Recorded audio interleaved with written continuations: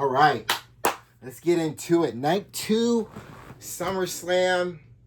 Man, it was a good time. It was a really good time. Let's get into it. What's up, y'all? Hope y'all doing good. I'm Anthony K. Thomas from Wrestling with Rumors, and welcome to a Night 2 of SummerSlam results. I'm going to waste no time. I'm going to get right into this. Let's get into it. So, we start off SummerSlam with our first match. We go into SummerSlam with this first match being Sami Zayn versus Finn Balor for a number 1 contenders match for the WWE Championship. As both Sami Zayn and Finn Balor get into the ring, we're about ready to start. But before this match could start, out comes the reinstated Nick Aldis, SmackDown General Manager. And he comes out to say that as my first act as a reinstated general manager is to add to this match. And so he does. And out comes Gunther. And we're like, oh, triple threat match. And anybody's idea of what they might have thought who could possibly win this match, whether it being Sami Zayn, a lot of people hoping that it was going to be Finn Balor. I feel that a lot of people's minds were changed. Like, oh, Gunther's in this match. That means Gunther is going to win this triple threat match. But Nick Aldis wasn't done yet. He said, I didn't say anything about this being a triple threat. He made this a fatal 4-way match and said there's one more person who's going to be in this match. The music hits and we're all going crazy where it's insane. The crowd is popping, blowing the roof off the arena because it is a returning Kevin Owens. Holy S. Oh my God. It is Kevin Owens. He is back. I'm going excited. I'm like, it's Kevin freaking Owens. I can't believe he's back. This man comes back from a serious neck injury, from having neck surgery. Very serious, not knowing whether or not Kevin Owens was going to be able to return. When you sustain a neck injury like the one Steve Austin had at one time, the one Kevin Owens went through, something like even what like Big E went through, the possibility of coming back from that is almost impossible. I mean, look at Kurt Angle. He said himself he wrestled in the Olympics for the gold medal with a broken freaking neck. And Kurt Angle has broken his neck a few times as a professional wrestler for WWE. So breaking your neck, something like that, it's very serious. And to come back from it, it's very unknown. And Kevin Owens himself said it during the post show that there were times where he wasn't sure if he was going to be able to come back, but he comes back. He enters into this fatal 4-way match. I mean, the comeback for Kevin Owens to come back to this match had the same feeling as Daniel Bryan when he couldn't come back for a very long time to wrestle when he was part of WWE, and it was so unsure that he was going to be able to come back. But when he was able to come back and wrestle in front of the crowd, do the thing that he loves to do, that moment, that entrance at that WrestleMania was incredible. Yes, it was a tag match. He was teaming up with Shane McMahon at that time, and it was against Sami Zayn and Kevin Owens at that time. But still, that was an incredible feeling and comeback for Daniel Bryan, and he went to the races on that. And we find ourselves in the same situation with Kevin Owens coming back from neck surgery and being a very emotional moment. And then the bell rings and it's time for the KO show. Business as usual. And a solid fatal 4-way, a solid unexpected fatal 4-way. And I'm sure a lot of people still hoping that it's going to be Finn Balor who possibly wins this match. But now adding Kevin Owens hoping he wins this match too. And that's exactly what happens. Kevin Owens enters into this battle royal, enters into this fatal 4-way match, coming back to his first match into WWE in a little over a year. And wins the Fatal 4-Way, becoming the new #1 contender for the WWE Championship, where he will at some point face CM Punk. And my God, the match that I know these two will give us whenever this match happens. I'm looking forward to it. O'Shea Jackson Jr. tweeted out how this sucks for Finn Balor, but Kevin Owens and CM Punk stick it into my veins. Absolutely. I am excited for this match that's coming up between Kevin Owens and CM Punk. The story that they'll tell, the history that they have in front of a camera and behind the scenes. I'm excited for this match, and I'm looking forward to how all of that kicks off with those two no sooner than this Friday on SmackDown. I'm looking forward to it. Next match was Trick Williams versus Baron Corbin for the United States Championship. This was Baron Corbin's first match back in WWE since returning to WWE, as when he returned, focused his attention on Trick Williams, going after Trick Williams, and wanting the one thing Trick Williams has, which is that United States Championship. So we get into this match. Back and forth they went. We get to the end of this match. And there's a moment where Little Yachty inserts himself into this match. He inserted himself in this match a few times when the ref wasn't looking. It's expected. But Little Yachty found himself in the wrong place at the wrong time and gets himself put through a table and causing a distraction for Trick Williams. Shocked to see Little Yachty go through the table. And while the ref is not looking, trying to figure out what's going on with Little Yachty going through the table, Trick Williams takes the United States Championship and Baron Corbin takes the United States Championship and hits Trick Williams with the United States Championship and throws the title outside the ring, and then hits Trick Williams with an end of days. 1, 2, 3. We have a new United States champion in Baron Corbin. And I'm ready. Let's go. Let's see what happens next for Baron Corbin. It was a good match. It was a good match.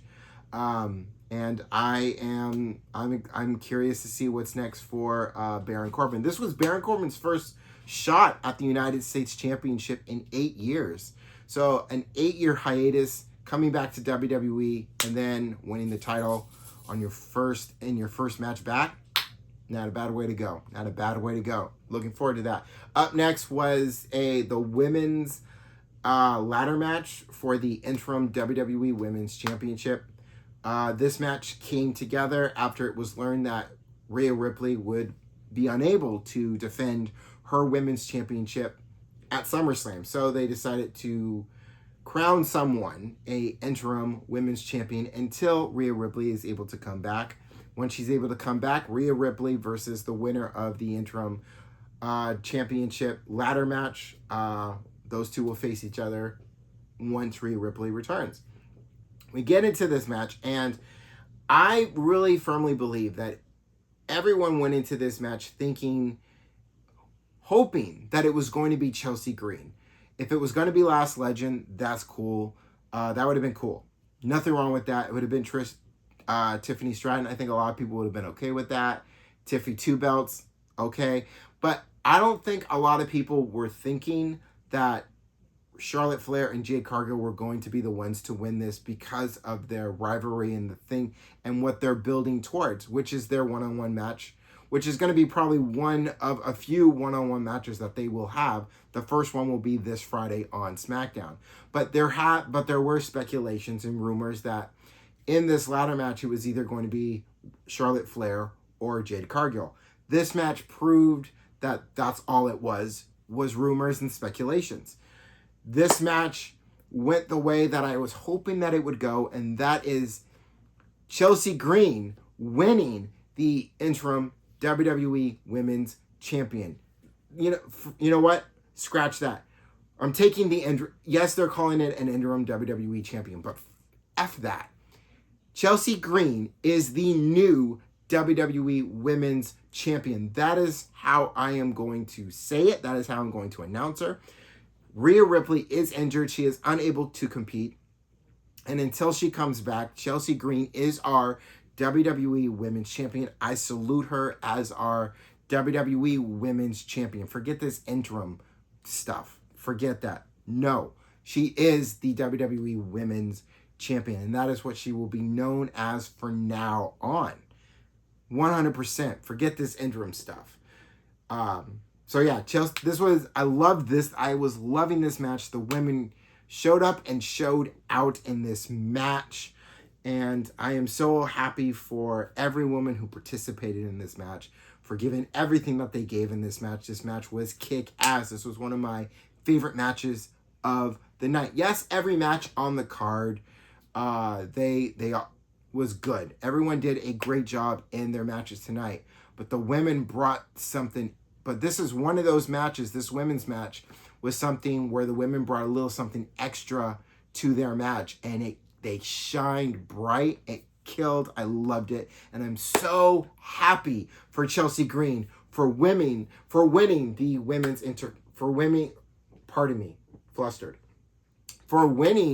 the WWE Women's Championship. So happy for her. Cannot wait to see what happens this coming Friday on SmackDown for her. Moving on, the next match was really a fun match. You know, there was nothing too serious about this match. You know, when you put whenever you have a whatever on a pole match, it's a match it's a total fun type of match. Not to take too seriously, just have fun with it. And that's exactly what this was. This was Danhausen versus Dominic Mysterio in a Human Monies on a pole match. And this was a fun match. There was going to be shenanigans. There was going to be all types of tricks and whatever that was going to happen during this match. That's exactly what happened.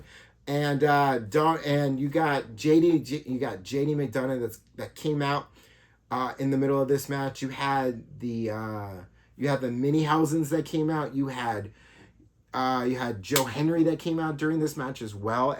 All of them got involved in this match. At the end of it, Danhausen wins this match, gets the money, gets to keep the money, and then he started passing it out to some people in the crowd. It was a good time. It was a fun type of match, not to take too seriously. Just sit back, relax, enjoy, have fun, laugh. So that's exactly what that match was. It served its purpose well. Very fun. Up next, getting back to serious. Chad Gable versus Penta for the Intercontinental Championship. As I said on my prediction show, that as much as great as a champion Penta has been, he's been a fighting champion all the way up to this point. But I really believe that this was Chad Gable's moment, Chad Gable's match to win. And we go into this match, a solid Intercontinental Championship match. These two men showed us why the Intercontinental Championship is that workhorse championship. You want to win this championship, you got to do it inside the ring, no shenanigans, no nothing, one-on-one, no help. Do it yourself. Work your ass off to win this championship. And that's the kind of match they gave us. They gave us a classic wrestling match. And at the end of it, when the smoke settled, when the bell rang, when the music was playing, it was Chad Gable who finally got his moment and finally got his first singles WWE Championship win in the Intercontinental Championship, a championship that he has been chasing for a while now, and he was finally able to grasp it and hold on to it and celebrate and bask in this glory of finally becoming the Intercontinental Championship, the Intercontinental Champion. This was his moment. This is a moment that has slowly been building since his mask versus mask match against Ludwig Kaiser, who is now the only El Grande Americano. A fantastic, that match led to this moment for Chad Gable. Absolutely well-deserved in this redemption story that he's telling, and it's a great moment in that story. And what comes next for Chad Gable, I am looking forward to it tomorrow on Monday Night Raw. So I'm so happy that he won. And as for after the match, Penta grabs the title and then straps it around Chad Gable to show his respect, as he also raised his arm to saying, "This is your moment. You deserve this. Very proud of you." It was a great moment, a sign of respect, and I loved it. Up next was up next was the main event, in which it was Roman Reigns versus Seth Rollins for the world title. This was a match that's rooted in history and personal for these two men. That goes even further. That goes from the Shield even further back to the days of FCW. That's how far back it goes. This goes all the way back to that. And from that moment all the way to now, and this match, it just meant so much for them. And we get into this match, the bell rings, and it was a back and forth match through and throughout the entire match. There was a moment where Seth Rollins puts Roman Reigns through the title. Roman Reigns puts Seth Rollins through an announcer's table. A moment, and then not long after, Seth Rollins gets up and puts Roman Reigns through an announcer table, devastating both announcers' tables. Insane. A moment where both Roman Reigns and Seth Rollins are paying homage by showing their respect and love to the third member of the Shield, Dean Ambrose, now known as Jon Moxley in AEW. And what Rollins did, and then what Roman Reigns did, that was a beautiful moment right there. And this match delivered in every good way possible. This was a classic. This is a match you're going to want to look back on 5, 10, 15 years later as an example of storytelling. I mean, when you think of rivalries, when you think of Bret Hart, Shawn Michaels, The Rock and Stone Cold Steve Austin, John Cena and CM Punk, you gotta put Roman Reigns and Seth Rollins in the conversation as one of the greatest rivalries in WWE history. And this match just solidified that even more. Roman Reigns gets the win in this match, essentially catching that white whale, getting the win that he has never been able to get before against Seth Rollins, and finally getting that. And after this match ends, you have Seth Rollins on one side of the ring, on the ring corner laying down. You have Roman Reigns sitting down on the other end of the ring corner laying down. They both stand up. Well, Roman Reigns stands up first, puts his arm out like this. Seth Rollins gets up, does the same thing. But first, he puts the mask down to symbolize a moment of the third member of the Shield, Dean Ambrose, now known as Jon Moxley in the Shield. A moment where it's like he's there with them in spirit as they both put their arms out, shield style, and have that moment of respect. And in doing that, it closes the chapter in this rivalry of Roman Reigns versus Seth Rollins, at least for now. And now what comes next? What comes next for Seth Rollins? I would say Bronson Reed. I thought he might return. I thought he might return tonight at SummerSlam, but he did not. So, but I'm thinking either Bronson Reed possibly is next for Seth Rollins, or maybe it's time for Seth Rollins to go to SmackDown. And for Roman Reigns, the question wouldn't be what's next for Roman Reigns. The question is who's got next on Roman Reigns. And this kind of reign for Roman Reigns, I really believe, is going to take us all the way to WrestleMania, where the future Royal Rumble winner in Obafemi will face Roman Reigns for that championship at WrestleMania 43 in Saudi Arabia. That's how I feel that's going to go. But that's next year. As far as who's got next, or even what's next for Roman Reigns, we will know something. We will get some kind of answer to that question tomorrow night on Monday Night Raw. And as far as an overall of SummerSlam night 1, night 2, I am very happy. I thoroughly enjoyed myself both nights of SummerSlam. Night 2 did feel a little bit shorter than night 1, but besides that, it was a great time. I enjoyed the show very much. I feel it felt good, honestly, and this is just for my own selfish reason. It just was nice to know that the first hour of SummerSlam was not being shown on ESPN or ESPN2. I felt like that made some kind of difference. At least for me, that made it feel different, that you knew that first hour wasn't on ESPN anymore, that it just felt a lot better without having that of it. And that's not really a problem. That was just my own personal thing that I enjoyed about it. But overall, SummerSlam from start to finish, from Saturday to Sunday, I had a great time. I really enjoyed myself. And now that SummerSlam as a whole is done in our rear view, we look forward to all the fallout that will happen this Monday on Raw and this Friday on SmackDown. And I am looking forward to it. And one last thing I want to add for everyone, at least for everyone on the West Coast. If you have the ESPN app starting on Tuesday, you no longer have to wait till 8 p.m. to watch NXT on the CW network.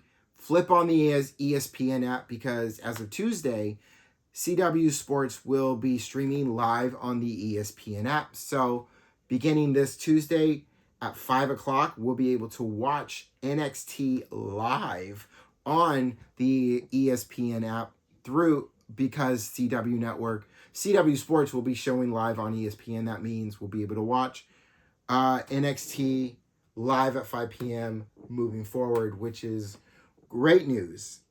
And I'm excited about that. I'm looking forward to watching NXT at 5 o'clock this Tuesday. But as far as everything fallout from SummerSlam, I'm looking forward to it this Monday and this Friday. All the fallout. It's going to be great. But for now, I'm Anthony K. Thomas from Wrestling with Rumors. A new episode of Wrestling with Rumors will return a week from today. I will be back a week from today with a new episode of Wrestling with Rumors. I will be back tomorrow for a whole new week of Rumor of the Day. And until then, if you haven't yet, go ahead and hit that subscribe button so you can keep up. And know when new episodes of Rumor of the Day, Wrestling with Rumors, and when I do result shows for PLEs and anything else that's wrestling related drops on here. Go ahead and hit that subscribe button. Go ahead and hit that thumbs up for a like. Leave a comment. Anything you want to add about SummerSlam over the last 2 days. But I'm Anthony K. Thomas from Wrestling with Rumors. I appreciate all you for watching, for listening. And until then, in the meantime and in between time, don't forget to take care of yourselves. And I will see you all on that next one. Peace, y'all.